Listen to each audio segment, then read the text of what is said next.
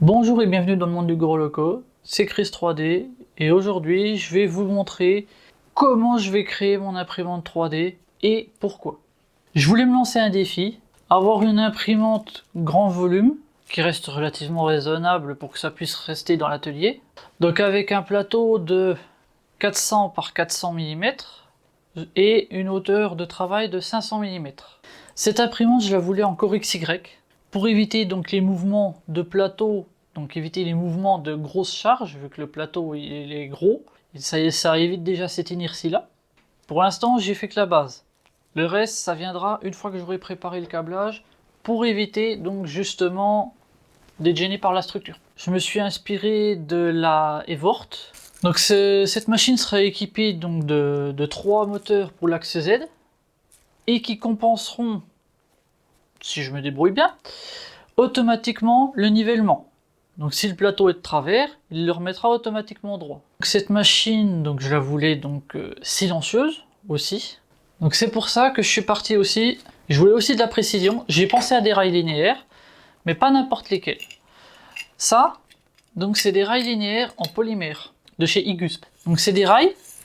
Il n'y a pas de pièce métallique qui vient en frottement sur le rail. Et donc ça fait très peu de bruit. Ça va à des vitesses équivalentes à des rails linéaires standards qui ont des billes en acier qui viennent glisser sur le rail. Donc j'en ai plusieurs types. Donc celui-ci, ce sera pour l'axe Z. J'en ai 3 des comme ça. Celui-ci pour l'axe Y. Et pour l'axe X, j'en ai un autre type. Pareil, tout en polymère. Donc j'ai mes rails linéaires. J'ai ma base, j'ai mes 3 moteurs de Z. Qu'est-ce qu'on met en électronique? Je suis parti sur une Duet 2 Wi-Fi avec une carte d'extension Duex 5, ce qui permet de rajouter jusqu'à 5 moteurs. En gros, on peut avoir 10 moteurs au total de connectés. 11 si on fait un Dual Z, mais c'est-à-dire 2 moteurs Z sur le même driver. J'ai mis aussi donc un panel du i7, donc un écran 7 pouces, pour gérer directement l'imprimante. Une alimentation 24 volts 350 watts pour l'alimentation de la carte mère et des moteurs, etc. Une alimentation 5 volts 100 watts. Je sais, c'est surdimensionné. Mais ça, c'est moi qui avais ça en stock et j'avais pas envie de commander une petite alimentation pour l'installer dedans. Donc je me suis dit, bah elle va finir dedans, j'ai la place. Une alimentation 12 volts. Et en fait, cette alimentation 12 volts, elle va servir uniquement à alimenter mes ventilateurs du boîtier. Donc de la ventilation générale du boîtier, pour qu'il y ait un bon flux d'air. L'alimentation 5 volts, pour l'instant, ce sera uniquement pour des éclairages futurs. Je vais installer des éclairages de type NeoPixel, donc des LED adressables qui fonctionnent en 5 volts. Elles ont juste besoin d'un fil pour signal depuis la carte mère. Je verrai comment brancher ça, mais pour moi, ce sera que pour de l'éclairage. Ce sera peut-être une imprimante RGB, qui sait. J'ai aussi des boutons pour la mise en marche et l'arrêt. Ici, ce sera la mise en marche de la ventilation du boîtier, la mise en marche de l'imprimante, un bouton d'arrêt d'urgence qui permettra normalement de couper l'imprimante en cas de problème au niveau de la puissance, et un bouton ici. Celui-ci servira donc à alimenter l'éclairage LED. Donc je me suis fait aussi un petit schéma vite fait pour avoir une petite base pour l'alimentation de la puissance. Le plateau va être un plateau en 220 volts de 400 par 400 et il fait 1200 watts. Je pense que ça va chauffer vite. Je l'ai prévu avec un bed magnétique. J'ai encore jamais essayé ce genre de surface. Ça a un aspect, on dirait presque du papier de verre, un peu granuleux. J'ai hâte de tester et voir ce que ça donne. Mais je pense que ça risque de bien accrocher. Vous écoutez ça? J'adore ce son. Donc avec la feuille magnétique.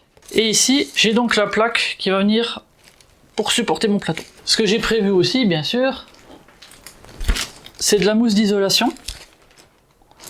Pour faire l'isolation donc en dessous du plateau chauffant et avoir une meilleure régulation de température.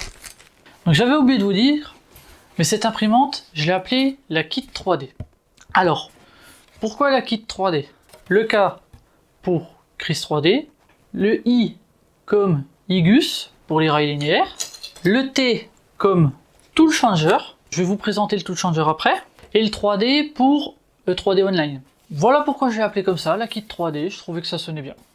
Qui sait, je mettrai peut-être une bande lumineuse qui clignote de gauche à droite, pour faire comme K2000. Peut être sympa. Vous me le direz, et puis peut-être que je le ferai. En tout cas, c'est une idée que je garde en tête. Je vais vous présenter donc le Tool Changer. C'est un système en fait de changeur d'outils qui va me permettre d'avoir un multi-extrudeur, mais avec un seul chariot X. En fait, ça c'est la plaque de base qu'il y aura sur mon chariot. Donc elle sera fixée sur mon chariot, d'accord? Sur cette plaque, en fait, il y a un axe qui vient traverser le roulement, ici. Cet axe, lui, a une goupille, en fait, transversale, et il va venir s'aligner, hop, ici, et verrouiller en tournant après l'axe. Ça va venir le verrouiller, et ce sera deux pièces qui vont devenir, entre guillemets, une seule. Sur ces deux pièces, celle-ci, c'est une pièce de base d'un outil. Il suffit ensuite de greffer son outil sur cette pièce et de la fixer à un point de stockage.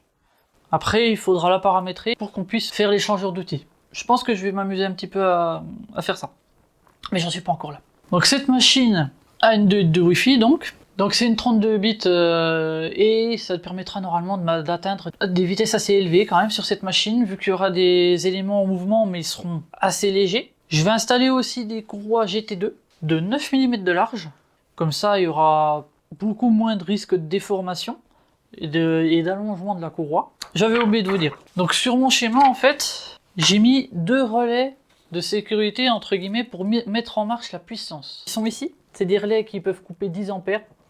Donc j'ai calculé, mon plateau de 1200 watts fait 5,2 ampères brut de consommation. D'accord ? Mes relais, eux, sont des relais donc, qui peuvent commuter du 230 volts jusqu'à 10 ampères. Donc je suis large et je vais faire que soit géré donc, par la carte mère pour autoriser la marche. Si j'appuierai sur mon arrêt d'urgence, ça me coupera la marche du plateau et la puissance de la machine. Donc normalement, cette machine sera sécuritaire. Je vais rajouter aussi, bien entendu, 4 fusibles, un pour chaque zone, et 4 voyants qui me permettent de savoir si mes fusibles sont en état ou s'ils sont grillés. Si le voyant est éteint, ça veut dire que le fusible est grillé. J'ai mis des répartiteurs pour l'alimentation 230 volts pour faire un câblage propre. Et la chose la plus essentielle sur une machine, la mettre à la terre. Je mets tout le châssis entièrement relié à la terre, le tout via du câble de 2,5 mm². Comme ça, je sais que je n'ai aucun problème. Je fais aussi une chose, comme en industrie où je travaille, les alimentations électriques au secondaire, donc je parle par exemple pour le 24 volts, le 12 volts ou le 5 volts, le négatif, donc le 0 volt, est relié à la terre. Ceci permet donc de protéger l'alimentation et de créer une sécurité supplémentaire. Donc les négatifs sont reliés à la terre. Pour l'instant, j'ai encore du boulot dessus parce que niveau branchement, j'ai pas fait grand chose. J'ai juste fait l'alimentation de la puissance et installé l'écran. Vous le voyez pas trop du côté là, mais je vais lui installer donc des connecteurs. Donc c'est des GX12 et des GX16. Donc là c'est du 3 broches, mais j'en ai du 4 broches aussi pour les moteurs. Ils vont venir se mettre sur le côté du boîtier. J'ai des trous prévus à cet effet. Ça me permettra déjà de préparer tout le câblage ici, et après de préparer mes câbles, et j'aurai plus qu'à venir ici les visser sur mes connecteurs. Ça permet de scinder les étapes de câblage en 2 fois, ou en plus si on veut. On va en revenir à pourquoi j'ai décidé de faire cette machine, et pourquoi j'en ai pas acheté une déjà existante dans le commerce. J'en ai repéré une sur internet qui m'avait vraiment étonné, et que j'avais envie d'acheter, mais il y a un truc qui m'embêtait. C'est la E3D Tool Changer. Alors c'est une très bonne machine, avec un châssis en acier ou en aluminium, je sais plus exactement, mais très rigide, avec le système donc de changeur d'outils. On peut mettre jusqu'à 4 têtes différentes d'outils, que ce soit une buse d'impression 3D, un laser, un petit graveur par exemple, ou tout simplement 4 buses. Cette machine me plaisait très bien, mais le défaut qui m'embête, c'est qu'elle avait un plateau assez petit. Donc la zone d'impression de la E3D Tool Changer, c'est 200 mm par 300 sur 300 de hauteur. Je trouvais un peu petit, puis comme je voulais passer à du gros volume, ça m'embêtait de mettre autant dans une machine au format assez réduit. J'ai cherché longtemps, j'ai pas trouvé ce que je voulais, donc je l'ai créé. je me suis basé sur plusieurs éléments, donc comme le système donc, de déplacement du tool changer de chez E3D, le système de l'imprimante Evort qui a été créé avec 3 moteurs Z. Après, je me suis documenté, j'ai regardé, j'ai fait des essais et j'ai commencé à modéliser. J'ai pas encore calculé combien elle me reviendrait, je sais que ça va être assez élevé, mais c'est une imprimante sur mesure qui, j'espère, répondra à toutes mes attentes. Je le saurai quand je l'aurai terminé, mais j'en suis encore un peu loin. Pour ceux qui veulent se lancer dans une imprimante maison, réfléchissez bien, parce que autant il y a du domaine. Si l'imprimante n'existe pas en format open source, il faut créer la structure. Donc il faut savoir modéliser, bien réfléchir, apprendre des autres projets environnants pour s'en inspirer. L'électronique, pareil, si vous avez du mal avec paramétrage Marlin, bon là c'est chez Duet. J'ai pas encore planché dessus. Je me suis débrouillé sur Marlin, je me dis pourquoi je n'arriverai pas à faire sur Duet. Mais ceux qui sont réticents à ces éléments, donc faire le paramétrage, imaginer la structure, la fabriquer, ne faites pas votre imprimante. Ne la faites pas. Ça risquerait de vous créer des problèmes et de vous créer des dépenses inutiles. Par contre, ceux qui sont bien bricoleurs, qui ont de l'imagination, qui s'inspirent de projets open source pour créer leur machine et qui ont envie d'apprendre, allez-y. Par contre, attention. Pensez bien à essayer d'avoir un budget limite. Réfléchissez bien. Selon ce budget, dimensionnez vos pièces en fonction donc, de votre budget. Moi, ça fait longtemps que j'y pense. Même avant que je commence à faire des vidéos proposées par Dominique, ça faisait déjà presque 1 an que j'y pensais à cette imprimante. Donc j'avais déjà commencé à modéliser mes pièces. J'avais commencé à commander mes pièces, j'ai mes structures en aluminium qui sont ici, là, des 20-20. J'ai des pièces en aluminium découpées d'ailleurs, au laser, qui sont ici, je vais vous montrer. Ici, j'ai une pièce en aluminium de 8 mm d'épaisseur pour ne pas avoir de problème de rigidité, de déformation. Cette pièce va venir être en fait mon support de plateau. Donc ça, pareil, il faut penser au coût que ça peut avoir. Si on veut une imprimante 3D faite en aluminium ou en acier, donc très rigide, est-ce qu'on veut une imprimante de type Core XY qui est plus chère qu'une imprimante cartésienne? Est-ce qu'on veut une imprimante de type Delta qui peut permettre aussi des mouvements très rapides et une qualité très élevée? Moi, c'est un défi que je me suis lancé. Cette imprimante, j'ai hâte de la voir progresser, j'ai hâte de l'assembler.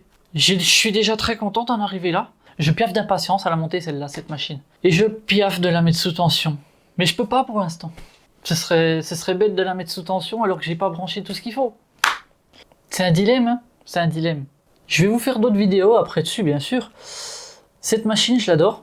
Déjà parce que ça fait longtemps que j'y réfléchis. Et ça devient du concret là actuellement. Et je suis comme un gosse devant son jeu de mécano, son jeu de Lego, en train d'assembler une machine ou assembler un modèle. Voilà, j'adore. C'est sûr, c'est un Lego un peu cher. Merci aux supporters de la chaîne qui sont ceux-ci.